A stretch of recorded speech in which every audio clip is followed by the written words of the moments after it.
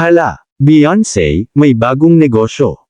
Hala, mga kalingap, may panibagong negosyo si Beyonce, at hindi lang basta negosyo, pati si Kalingap Rab, napahanga sa mga na-achieve niya.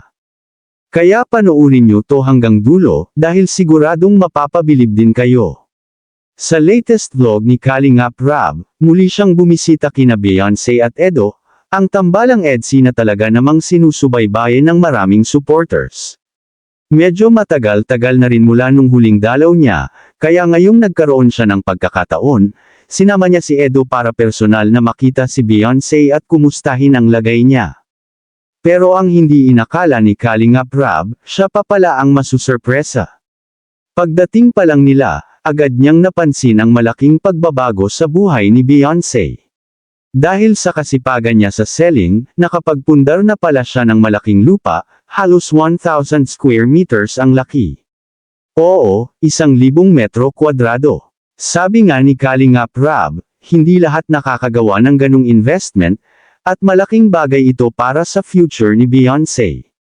At tama naman, ang lupa, habang tumatagal, tumataas ang value. Kaya imbes na sayangin ang kinikita niya, mas pinili niyang ilagay sa tamang investment. Kung hindi niya ginawa yan, baka mabilis lang maubos ang pera, pero dahil matalino at responsable si Beyonce, may napalago siyang asset. Bukod pa doon, may mga bagong produkto na rin siyang binibenta online, mga pagkain, snacks, at ilang items na madalas niyang isinasama sa live selling. Lahat ng ito, nagiging dagdag kita, at nakatulong para mas makapag-ipon at makapagpundar pa siya. At dito, kitang-kita kung bakit hindi nagsasawa si Kalingap Rab na tulungan si Beyonce. Kahit 2 taon na siya sa Kalingap, hindi nagbago ang ugali niya. Hindi lumaki ang ulo, hindi nagkaroon ng yabang, bagkus, mas lalo pang naging magalang at mapagpakumbaba. Ipinakita niya na karapat-dapat siyang tulungan dahil ginagawa niya ang lahat ng nararapat bilang beneficiary at creator. Habang patuloy ang kwentuhan, napag-usapan na rin ang mga issues na kumakalat tungkol sa EDC. May mga nagsasabi raw na wala ng spark si Edo at Beyonce, at mas napapalapit na daw si Edo kay Early, isa sa mga tinutulungan niya. Pero sa vlog, malinaw na mali ang mga haka-hakang yun. Kasi ganito, mga kalingap. Si Edo, kapag oras ng pagtulong, focus talaga siya.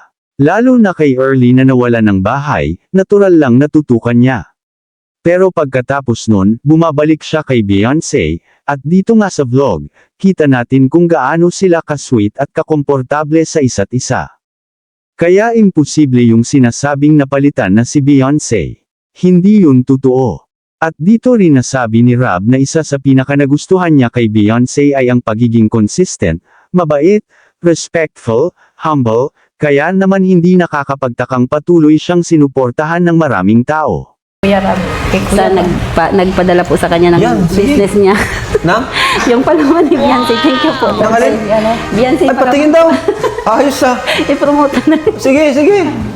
Ano siya? Ano yan? Palaman? Opo. Wow, may galing. Ano lang po? Ah, Beyonce Choco Fudge. Okay po kay Dr. Love. Beyonce Choco Fudge. Kayo, Ayan. Saan sila ma-order nito? Ano po, naka-online na po yan sa ano po. Maganda sa'yo, na Opo, ipara-diretso na sa'yo. Inundahin ko na po Very yan. good. Thank you Thank you, po. Nay. At si Nanay, ano to eh, Opo. talagang businesswoman to. Nagdano po, dagdag kita. So ay mga kalingap, at thank you so much sa panunood and pagpumaraton sa mga EDC supporters natin dyan. Maintain nyo lang po yung pagiging tahimik nyo at hindi toxic na supporters and community. Ang aral sa video ay, kapag marunong kang magpahalaga, maging masipag, at manatiling mababa ang loob kahit gaano ka pa katagal sa isang grupo, hindi mawawala ang tiwala at suporta sa iyo. At kapag marunong kang mag-invest sa tama, dadalhin ka niyan sa mas maganda pang buhay. Kung na-inspire ka sa kwento ni Beyonce, please like, comment, at i-share ang video na ito, at huwag kalimutang mag-subscribe para mas marami pa tayong may hatid na mga kwentong nagbibigay inspirasyon.